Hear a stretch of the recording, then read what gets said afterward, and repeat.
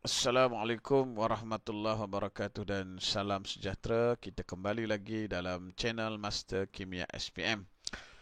InsyaAllah pada kali ini kita akan bincangkan satu perkara yang biasa keluar dalam soalan. Tajuk yang biasa keluar dalam soalan SPM, dan tajuk ni biasanya pelajar ramai yang lemah jadi tak semua pelajar, tapi ada sebahagian pelajar tu dia rasa tajuk ni susah iaitu pengiraan asas dalam kimia. Okey. So perbincangan kita pada kali ini melibatkan pengiraan asas dalam kimia. Okey, kimia dia melibatkan pengiraan, dia ada perkara yang kita kena faham konsep dan dia ada perkara yang kita kena kira. Lepas tu untuk ambil subjek kimia ni, matematik mesti tough. Okey. Jadi untuk pengiraan dalam kimia ini sebenarnya dia tidak susah. Sebab itu saya selalu pesan kepada pelajar-pelajar saya, pelajar tak boleh salah untuk soalan pengiraan. Sebab apa? Sebab pengiraan ini terlalu mudah. Okey, asas kepada pengiraan. Apa jua pengiraan dalam kimia ini ialah, ini asasnya. Asasnya ialah bilangan mol. Okey. Jadi pelajar kalau dia dapat soalan pengiraan, sama ada kertas 1 atau kertas 2, maka perkara pertama yang mesti dia buat, tak perlu nak fikir susah. Perkara pertama ialah mesti cari mol. Ini yang pertama. Dapat soalan pengiraan, automatik fikir terus cari mol. Okey. Dan untuk kita cari mol ni, kita kena tengok keadaan maklumat yang diberi dalam soalan. Okey. Sebab nak cari mol ni ada beberapa cara. Andai kata maklumat yang diberi itu melibatkan jisim. Bila jisim, biasanya pepejal lah. Okey, pepejal. Ada jisim, diberi jisim. Maka kita gunalah formula mol. Mol sama dengan jisim bagi jisim molar. Okey, ini asas yang kita belajar semasa di tingkatan 4. Jisim bagi jisim molar.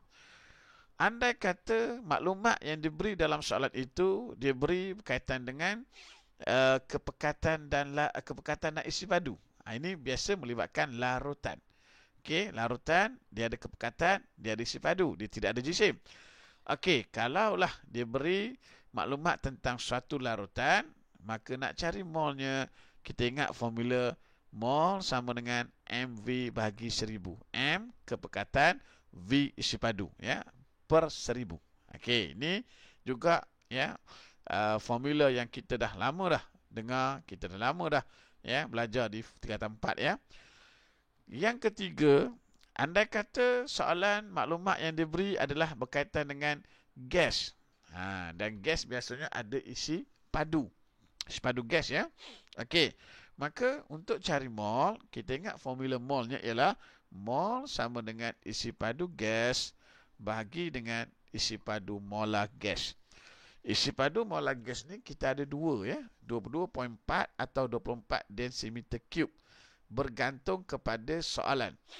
Okey. Kalau soalan kata pada keadaan bilik, maka keadaan bilik itu ialah bahagi dengan 24 dm cube. Kalau soalan kata pada keadaan piawai, maka isi padu gas tu kita bahagi dengan 22.4 dm cube. Okey. Dan di sini kesalahan yang biasa pelajar dia tidak sensitif ialah dia tak samakan unit contohnya soalan bagi isi padu gas dalam cm cube. Nanti bila cm cube dia bahagi terus dengan contoh 24 dm cube. Tak boleh. Kita kena samakan, sama ada kita jadikan cm cube atau kita jadikan dm cube. Kedua-duanya kena sama. Ini benda asas kita belajar di sekolah rendah. Jadi untuk samakan dia, senang saja. Kita ingat 1 dm cube sama dengan 1000 cm cube. Okey.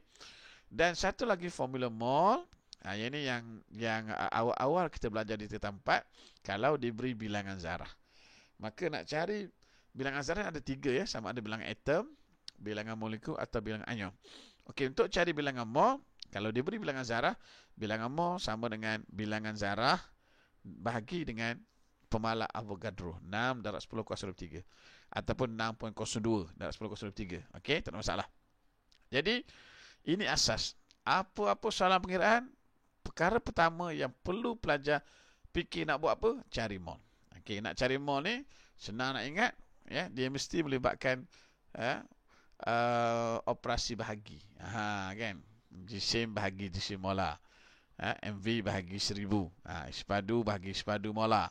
Bilangan zarah bahagi, dia semua bahagi. Kan? Kalau nak senang ingat lah. Okey, jadi kita ada 4 cara nak kira mol. Nak guna yang mana? Okey, kena tengok soalan. Contoh. Katakan contoh satu. Kita ada soalan, kira jisim natrium hidroksida yang diperlukan untuk menghasilkan 250 cm3 larutan natrium hidroksida dengan kepekatan 2.0 mol per dm3. Okey. Jadi bila dapat soalan, kalau boleh pelajar ambil highlighter, highlightkan apa maklumat yang diberi. Okey, contoh dalam kes ni maklumat apa yang kita ada? Yang pertama, tengok kita ada maklumat 250 cm3. Itu apa? Itu ialah isi padu. Kemudian kita ada satu lagi maklumat iaitu 2.0 mol per dm3. Dah sebut dah, itu ialah kepekatan. Okey, kita ada isi padu, kita ada kepekatan. Maka automatik yang pertama stepnya ialah cari mol. Langkah pertama cari mol. Okey, nak guna formula mol ada 4 cara tadi. Nak guna formula mana? Kita ada isi padu, kita ada kepekatan. Maka gunalah formula mol sama dengan MV bahagi 1000. Formula ini Okay, kita pun kira, masukkan nilai. M ialah kepekatan 2.0, V ialah isi padu 250 bahagi 1000. Kita akan dapat jawapannya ialah 0.5 mol. Okey. Dah dapat mol, kita nak cari apa? Soalan nak apa? Soalan nak suruh kira jisim. Maka kita gunalah balik formula mol yang ada jisim.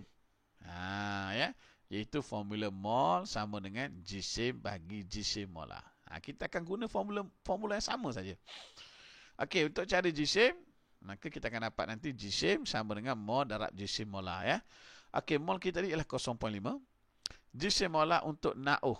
NaOH. Okey, dalam SPM dia akan bagi jisim atom relatif. Ja dia akan bagi Na23, O16, H1 dia akan beri. Okey, cuma dalam perbincangan kita tak bagi. Jadi kita kiralah Na 23 tambah O16 tambah 1H, kita akan dapat nanti jawapannya ialah 20 gram. Okey, ini contoh pertama. Baik. Kemudian kita tengok pula contoh yang kedua. Kira jisim gas oksigen yang terdapat di dalam belon berisi padu 600 cm3 pada keadaan bilik. Okey, dia nak kita kira pada keadaan bilik. Okey, kita tengok apa maklumat yang kita ada. Kita highlightkan, iaitu kita ada sini 600 cm3. Berisi padu tu. Maka ini ialah isi padu gas. Maka kita ada maklumat isi padu gas. Yang pertama macam biasa, cari mol. Nak kira mol, nak guna formula mana? Okey, kita ada isi padu gas kan? Maka kita kiralah formula yang melibatkan isi padu gas. Mol sama dengan isi padu bahagi isi padu molar. Okey, isi padu kita ialah 600. Tapi ingat, kita nak guna tadi kena samakan unit Okey, isi padu molar pada keadaan bilik ialah 24 dm3. Dia akan bagi dalam soalan, jangan risau 24 dm3. Okey, jadi 600 cm3 pastikan tukar dulu kepada dm3. Okey, 600 nak tukar kepada dm3 bagi 1000 dapat 0.6. Supaya unitnya sama baru kita boleh bagi.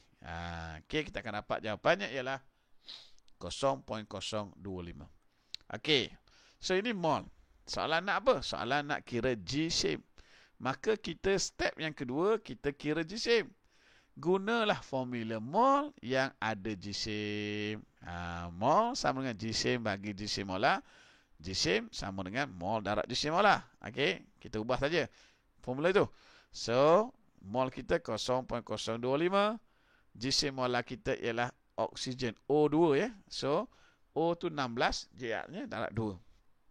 Okey, kita akan dapat jawapannya ialah 0.8 gram. Yang ni simple. Soalan ni dia bagi maklumat tentang oksigen, dia minta kita cari juga tentang oksigen. Mudah. Okey, kemudian kita tengok contoh yang ketiga.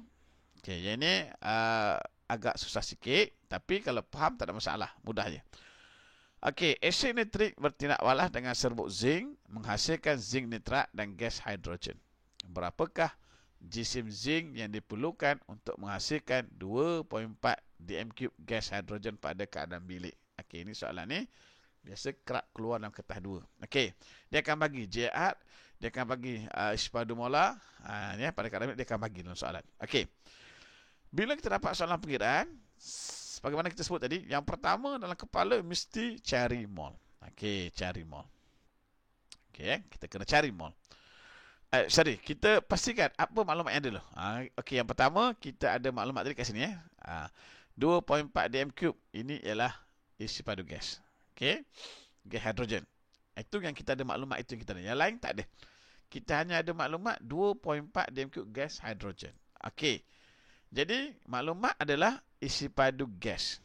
Maka molnya, okey, kita kiralah mol yang menggunakan formula isi padu gas. Okey. Tapi di sini kita ada dua benda. Perhatian soalannya yang kita birukan itu. Yang pertama kita ada maklumat diberi itu untuk gas hidrogen. Tapi soalan nak kira jisim zinc. Dua benda berbeza. Okey. Tak apa, kita kira mol dulu. Okey, mol apa kita nak kira? Mol H2. Kenapa? Sebab maklumat dalam soalan adalah untuk H2. Okey, kita tulis tu. Mol H2. Guna formula yang ada gas, formula mol gas. Itu isi padu gas bagi isi padu molar. Okey. Jadi pasti kita tulis mol H2 tu. Okey, isi padu gas kita ialah 2.4. Okey, isi padu molar kita 24. Kita akan dapat sini 0.1. Okey. Step kedua. Langkah ini dalam SPM pelajar kena sebut, kena tulis untuk mengelak hilang markah. Okey, step yang kedua, okey, yang kita dapat tadi ialah sekarang ni yang kita dapat ialah mol gas hidrogen. Kita nak cari jisim zinc. Maka hubungan antara gas hidrogen dan zinc ini kita kena lihat dalam persamaan kimia. Okey, kita buat persamaan. Okey, ini persamaan Persamaan yang seimbang. Okey. Bila kita sudah ada persamaan, tengok kita nak cari hubungan antara siapa dengan siapa. Yang kita kuningkan tu. Hubungan antara H2 dan zinc. Hubungan antara H2 dan zinc. Kenapa? Sebab kita ada mol H2. Kita nak cari jisim zinc. Maka hubungan antara H2 dan zinc. Maka step kedua kita kena buat nisbah mol. Mol ratio. Okey, kita ambil antara dua bahan tadi, iaitu H2 dan Zn. Okey, tengok depan pada persamaan kita, tengok di depan H2, tengok depan Zn. Okey, tak ada apa-apa nombor, bermaksud di situ nombornya 1 Okey, kita tulis. Yang ni kena tulis dalam esai Okey, 1 mol H2 nisbah 1 mol zinc. Bila tak ada apa-apa tu maknanya 1 lah Okey, nombor depan Zn, nombor depan H2 tu Okey, jadi ini asasnya begitu, asalnya.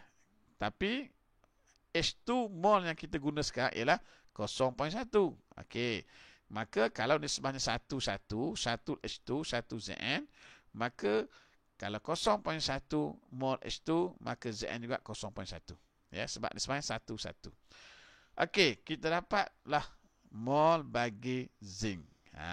Kemudian langkah ketiga, kita kira jisim sebagaimana biasa. Guna formula mol yang ada jisim. Mol, jisim bagi jisim molar. Jisim sama dengan mol bagi darab jisim molar. Okey, mol kita dapat dah tadi. Berapa molnya? 0.1. Jisim molar zinc, Zn 65. Dia bagi dalam soalan kan. Kita kira, kita akan dapat 6.5 gram. Ini 3 markah biasa dalam soalan kertas 2. 3 markah ni kena ada 3 step. Okey, satu lagi contoh. Kalau kita agak keliru lagi. Okey, 7 gram kupram 2 karbonat ditambah dengan 50 cm asyik 1.0 mol per m3. Berapakah jisim kupram karbonat yang tertinggal? Okey, kita tengok kita ada maklumat tentang asid hidroklorik HCl. Kita nak cari tentang CuCO3. Ini dua benda berbeza. Nanti kita akan tengok hubungannya dalam persamaan Okey, apa maklumat kita ada? Maklumat kita di sini ialah 50 cm3 dan 1.0 mol per m3. Ini adalah isi padu dan kepekatan HCl. Maka step pertama kita, jangan lupa tadi, ingat cari mol. Okey, mol apa yang kita boleh cari di sini? Mol yang kita boleh cari di sini ialah mol HCl. Pelajar kena tulis. Jangan tulis mol saja. Mol apa? Mol HCl. Sebab kita ada dua bahan. Satu HCl, satu kumpulan karbonat kat sini, ya. Okey, tulis mol HCl. Okey, ada isi padu dan kepekatan, kita guna formula mol HCl sama dengan MV per 1000. Okey, ini formula yang sama juga tadi. So, M kepekatannya ialah 1.0, V-nya 50 bagi 1000. Kita akan dapat jawapannya 0.05. Okey, step kedua, kita nak kira mol kumpulan karbonat. Okey, maka kita tak ada mol kumpulan karbonat, kita hanya ada mol HCl. Maka kita kena tengok hubungan ni dalam persamaan. Ini persamaan yang sudah seimbang. Okey, dalam persamaan ni kita ada banyak benda. Ada HCl, ada CuCO3, ada CuCl2, ada CO2, ada H2O. Okey, yang lain-lain tak payah tengok. Kita hanya perlu tengok antara dua saja, iaitu antara HCl dengan soalan nak apa? Soalan nak jisim kumpulan karbonat. Maka HCl dengan CuCO3. Yang ni je kita kena tengok hubungan dia. Yang lain-lain tak payah tengok, tak apa. Okey, maka kita ulang balik. Kita nak tengok ratio antara HCl, sebab kita ada mol untuk HCl, dan juga kumpulan karbonat, sebab ini jisim yang kita nak cari. Okey, tengok pada persamaan, depan HCl, kita nak tentukan nisbah mol. Depan HCl tu ada nombor 2. Depan CuCO3 tu tak ada nombor, maksudnya 1 lah. Ya, maka 2 mol HCl nisbah 1 mol CuCO3. Yang ni ingat, wajib tulis dalam periksa, ya. Okey, sekarang ni HCl mol yang kita guna, yang kita kira tadi berapa? Yang kita kira tadi ialah 0.05. Kalau HCl 0.05, maka CuCO3 mestilah bagi 2, kan? Sebab HCl 2, CuCO3 1. Kalau HCl 0.05, maka CuCO3 bagi 2, dapat 0.025 mol. Ya. Kemudian barulah kita kira jisim kumpulan karbonat, ya. Okey, jisim guna formula mol sama juga, mol jisim bagi jisim molar. Okey, so molnya 0.025. Okey, jisim molar kumpulan karbonat, ya. Cu64, C12, ya. Kemudian O16 ada 3.3. Kita akan dapat jawapannya ialah 3.1 gram. Okey, belum jawab soalan lagi. Sebab soalan nak jisim kumpulan karbonat yang tertinggal. Okey, yang 3.1 gram itu ialah yang kita guna, yang bertindak balas.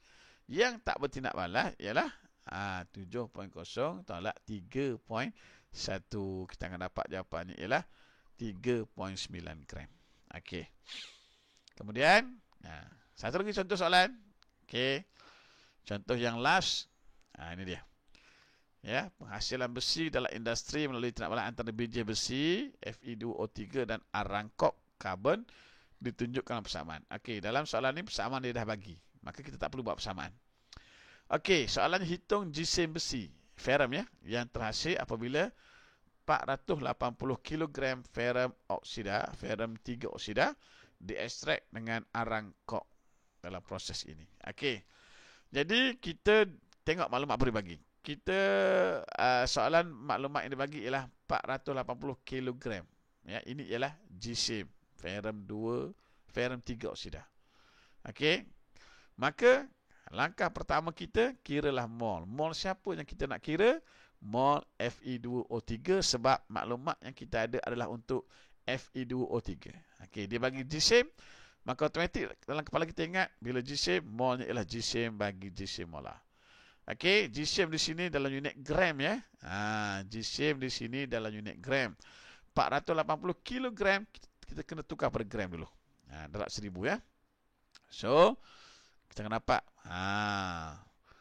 480,000 bagi dengan jisim molar Fe2O3.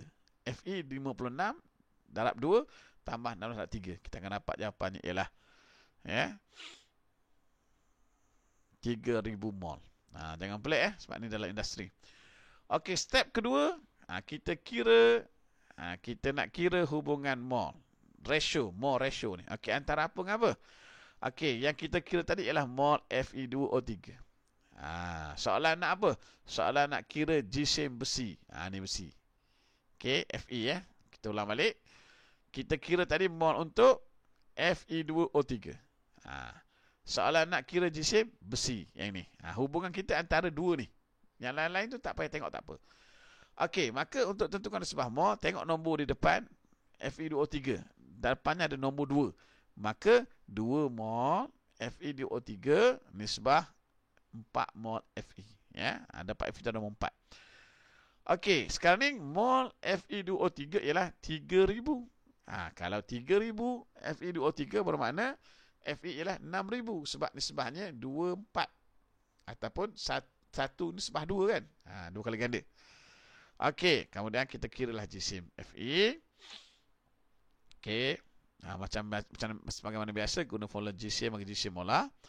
So, mol tadi ialah 6000 ya, 6000 darab dengan jisim molar Fe ialah 56 ya. So, kita akan dapat jawapannya ialah 336 kilogram. Ini dah tukar pada kilogram ya. Okey, 336,000 gram. Kalau kita darab tadi, kita tukar pada kilo, bagi 1000 dapat 336 kilogram. Okey, jadi inilah selalu keluar soalan yang begini dalam SPM. Jadi harapan kita pelajar dapat faham. Moga-moga dapat cuba buat banyak latihan pengiraan ini. Ya, sebab soalan pengiraan ini dia sebenarnya tidak susah. InsyaAllah sekarang itu ya, kita akan nanti bincang kalau soalan melibatkan ya penetralan macam mana. Mudah saja insyaAllah. Jadi sekian. Terima kasih. Assalamualaikum warahmatullahi wabarakatuh.